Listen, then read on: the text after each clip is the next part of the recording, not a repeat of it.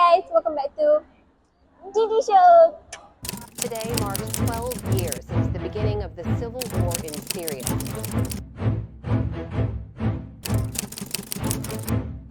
Earthquakes that struck northern Syria on February 6th further tormented a people.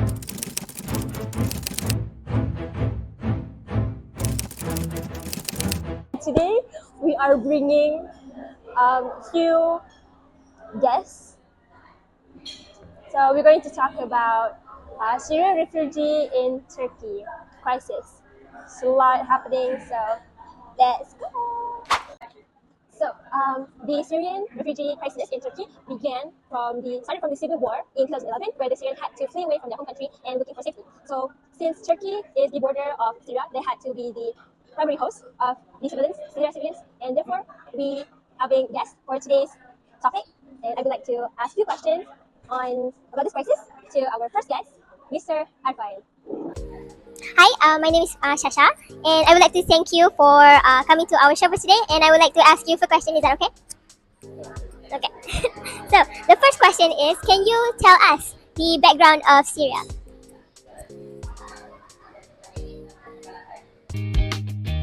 I would like to thank Ms. Qeyla for inviting me today.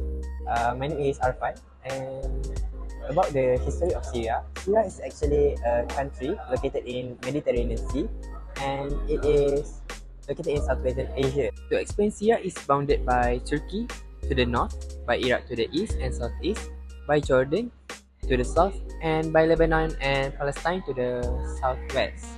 Syria's capital, Damascus, is situated in an oasis at the foot of Mount Caspian on the banks of the river in the southeast. So Damascus is served not only as the national headquarters of the government and diplomatic community, but also as the primary center of education, culture, industry in central Syria, as well as the marketing hub.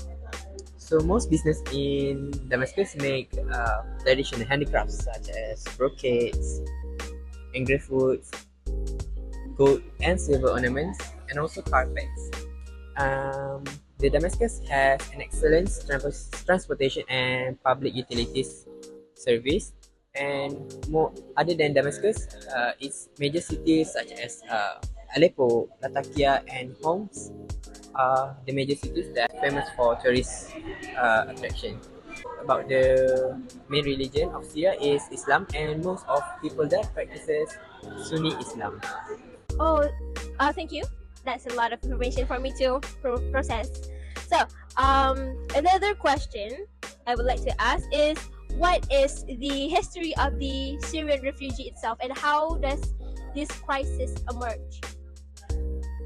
About the history of Syrian refugee it is difficult to imagine, since it is a terrifying reality for people, millions of people around the world. So refugee can be defined as people who have been forced to flee their home country in search of safety elsewhere. So they are defined and protected by the international law, and they must not be expelled or returned to situations that endanger their lives and freedom. Syria is a rich country with archaeological and historical civilization, but today it's famous for its refugee crisis. Before the conflict began in 2011, more than 22 million of people called the country home. A series of political and economic protests in Egypt and Tunisia broke out, and this being called the Arab Spring. This crisis eventually became an inspiration for the pro-democracy activists in Syria. The violent government crackdown on public protests in support of teenagers arrested for anti-government graffiti in the southern town of Dara marked the beginning of the Syrian refugee crisis in March 2011. In March that year, 15 Syrian school children were arrested and tortured for writing graffiti that was inspired by the Arab Spring. And unfortunately, one of the boys was killed during the arrest. So yeah, that's so sad for me. Thank you for an excellent explanation and elaboration. And last but not least, I would like to ask, how does this crisis affect Turkey? Talking about the Turkey is geographically and strategically located in a fragile zone so it is vulnerable to the cross-continental migration. This increases the chances of people flocking to this country either to migrate or becoming a refugee.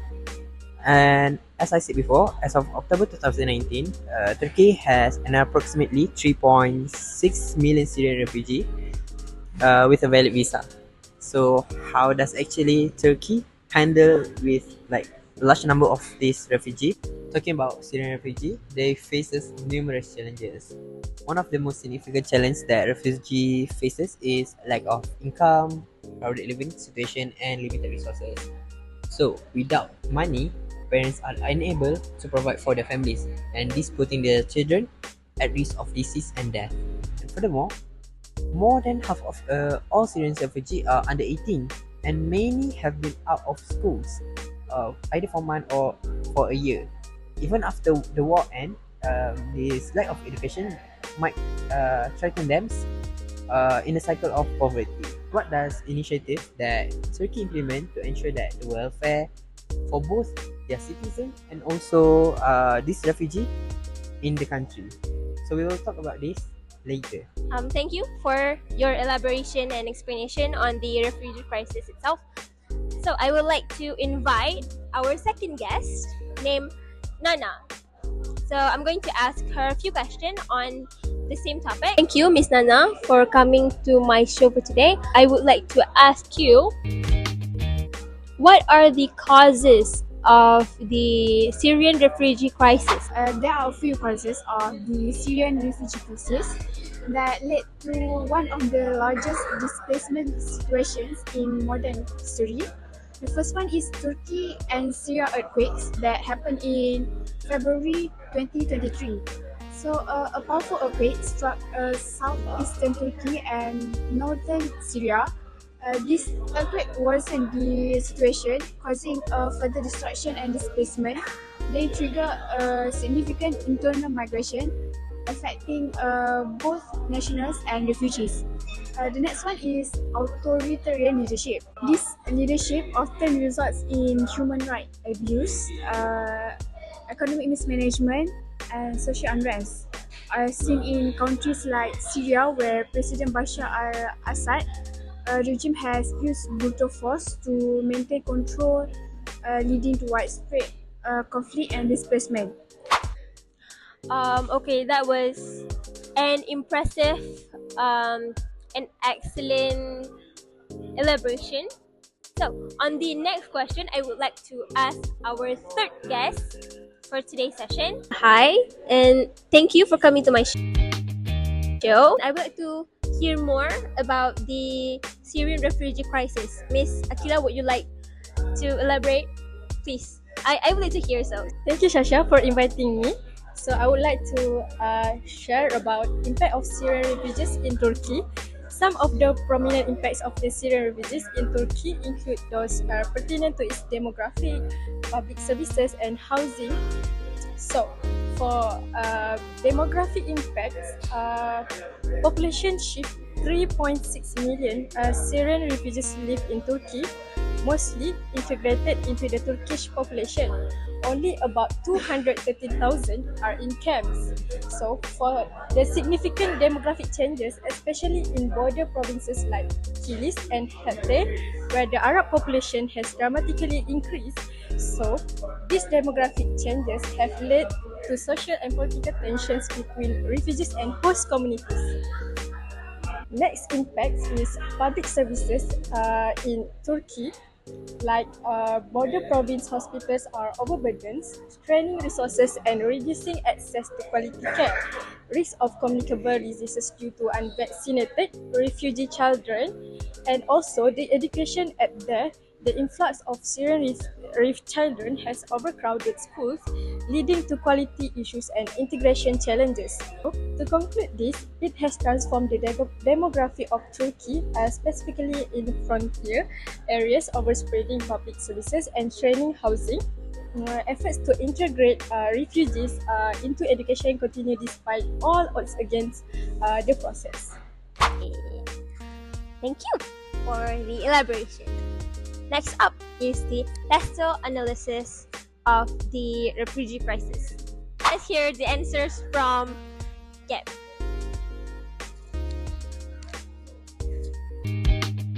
Basically, patient analysis is a framework for analyzing the external environment of an organization or country.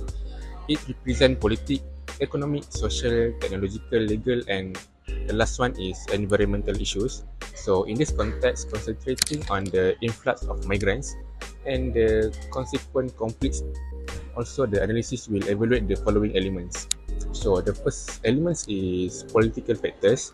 Turkey's Turkey's political environment is shaped by its strategic location between Europe and Asia, positioning it as a vital actor in regional geopolitics. Political instability, particularly recent coups and demonstrations, has an influence on the business climate. So move on to the next elements, which is economic factors. Turkey's economy is diverse with considerable contribution from agriculture, industry, and also services.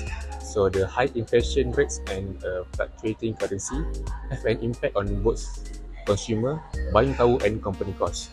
So the country has a useful workforce, which is advantageous, but labor restrictions may be complicated and rigid. So the effort to attract foreign direct investment, or we call it as FDI, are still underway, but economic policies can be unpredictable and also hurting long-term investment strategies.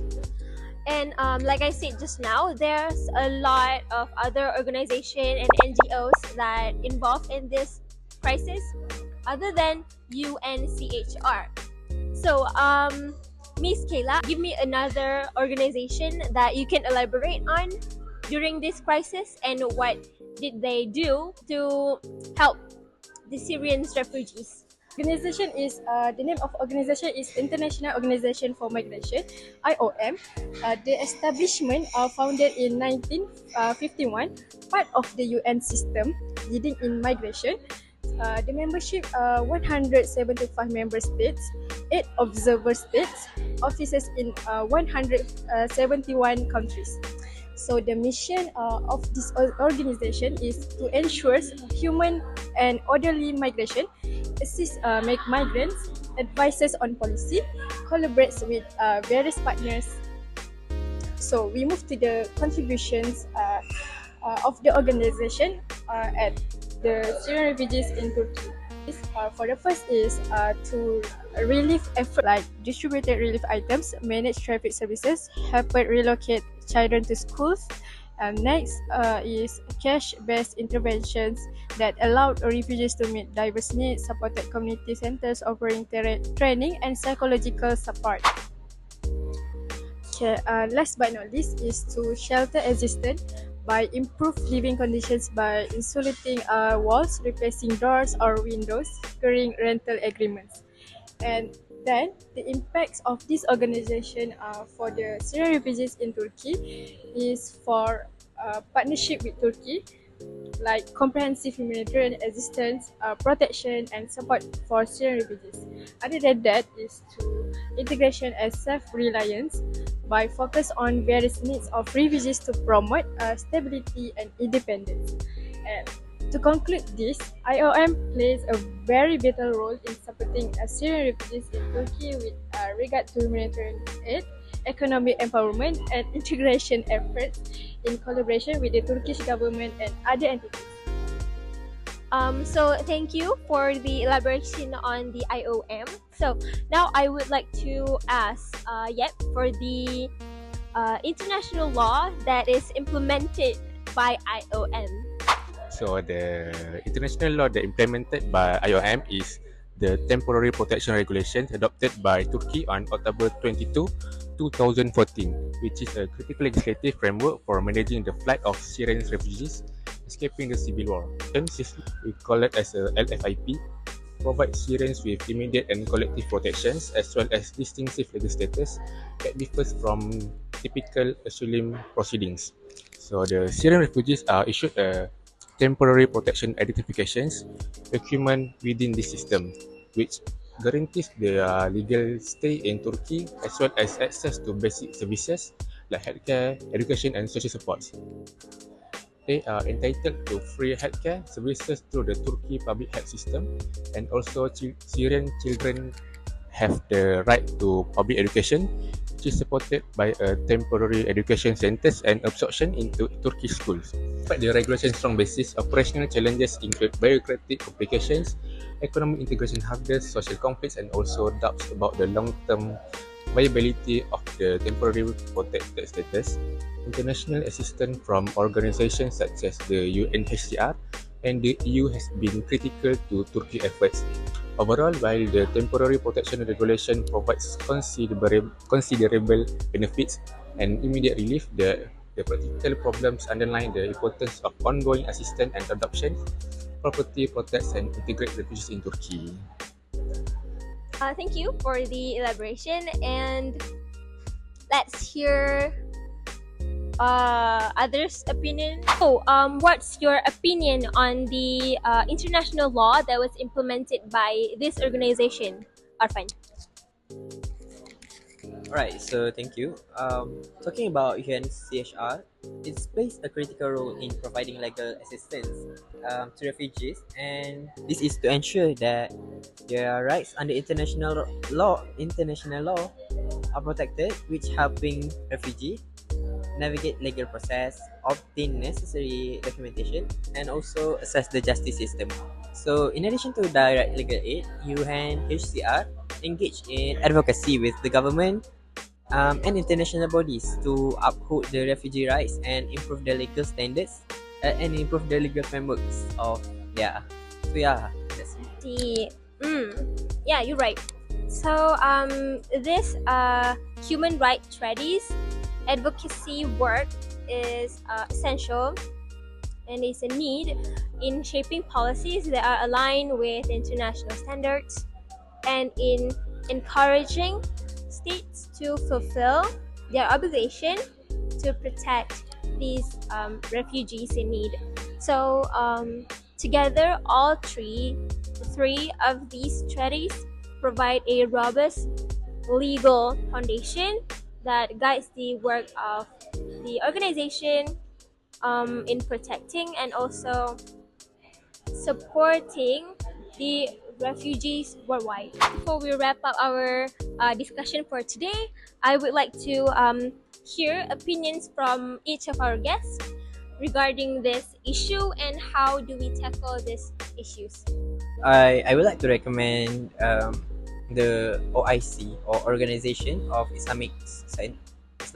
So this OIC usually it consists of the Muslim countries, and I think it is suitable for them to discuss about the issue of the refugee in Syria, since most of the population is Muslim.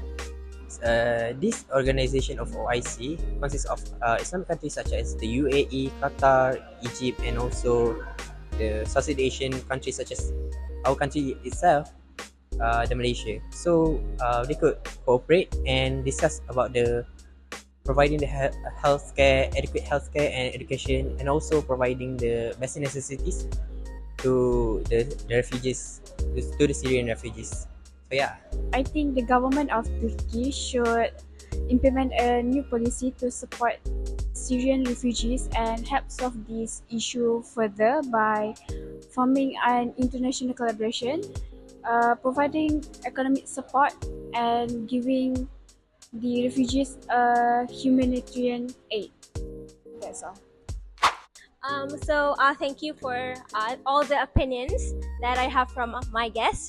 So I think that's it for today's discussion, and I would like to thank Richiamo for the shooting spot for today's video, and that's it for today. I think I hope this video would help you guys spread the awareness about this crisis, and see you guys next time. Bye.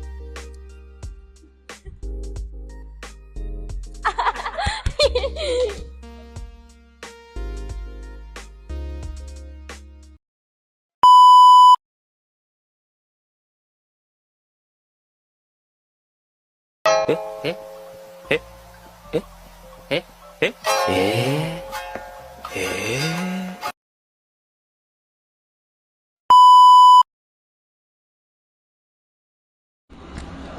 Okay. Wait. All right. Okay. 1, 2, 3. It's a yes.